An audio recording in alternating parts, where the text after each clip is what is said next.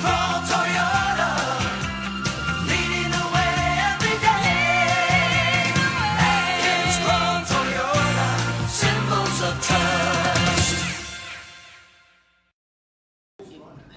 University of Guam professor Dr. Ron McNinch believes the 2014 election will be highly competitive with many issues that voters must address.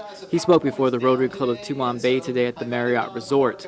McNinch says by the end of July to mid-August, the island community will know who is running for governor. He notes this will influence the political landscape, especially the dynamics of the legislature. Most of the legislative efforts are either administrative tinkering or shifting money around. There's no really big public policy or major public policies that the legislature has really dealt with for several years. McNinch suggests the legislature should meet 3 to 4 times a year to allow them to research and put out quality bills instead of feeling compelled to produce a measure a month for session.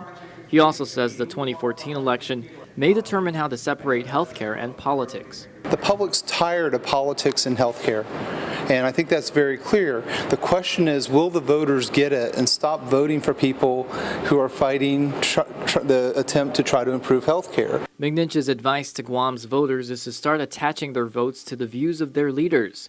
As for political parties, he believes the Calvo administration was doing great with an average of 52% in voter support since March 2011.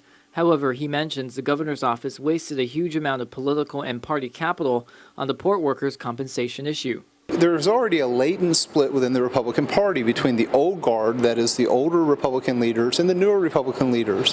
This particular port issue split the new Republican leaders into 2 factions, the Calvo faction and the Camacho faction, and because of the way the port issue was handled. He suggests the Calvo Tenorio team needs to resolve the port issue for a strong political run again, and to also clear former port general manager Mary Torres' name because she didn't get treated fairly in this process. McNinch also says the Democrats are just as disunified between its young, old, and radical members. The Democrats really don't agree on anything, and that's and everybody knows that.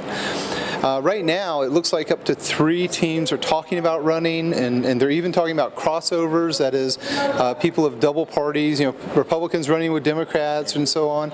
McNinch also addressed discussions of a part-time legislature and how the Organic Act will probably prevent that from happening.